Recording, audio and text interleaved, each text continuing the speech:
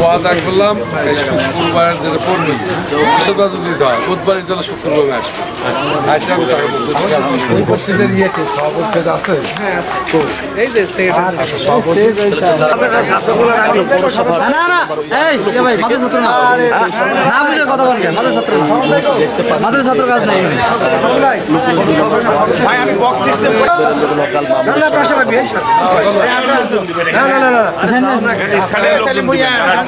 দায়িত্ববান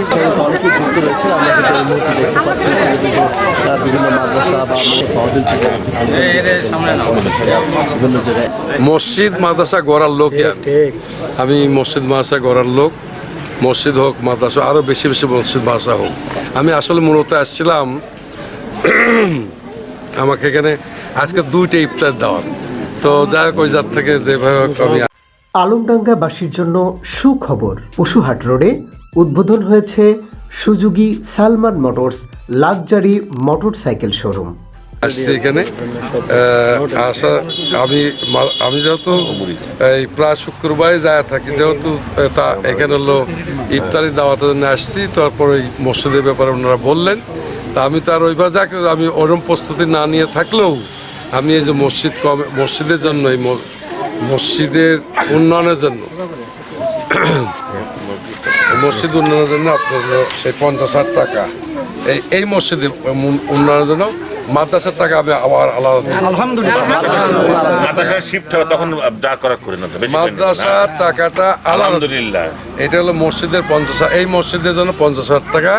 যেরকম ডাক্তার সব মসজিদে 50,000 টাকা বরাদ্দ অনেক জায়গায় বেশি চাপাচাপি করে অনেক জায়গায় ধরে বেশি দিতেও সেটা আলাদা যাক প্রত্যেক মসজিদের বরাদ্দ নাটোর শহরে প্রত্যেকটা মসজিদের বরাদ্দ 50,000 টাকা আরো যা দেখা যায় যে কাজের পরিধি মেলা বেশি আর দেখা যায় যাক যে কোনো কারণে আর মাদ্রাসার যে টাকাটা সে টাকাটা মাদ্রাসার যে টাকা এই টাকা যে কোনো শুক্রবার এসে আপনার সাথে নামাজ আদায় করবো আর ওই 50,000 টাকাও আলাদা দিব আমি যে আগামী দিনে পৌরসভার প্রার্থী সেই কথাগুলো জানান দিচ্ছি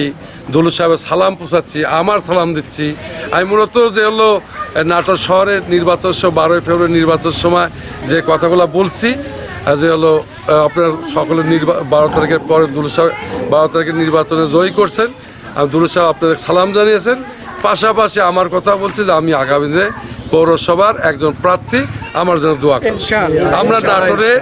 আমি নাটোরকে সুন্দর করে সাজাতে চাই ইনশাআল্লাহ এটা মুখের কথা না সত্যের সাথে সাজাতে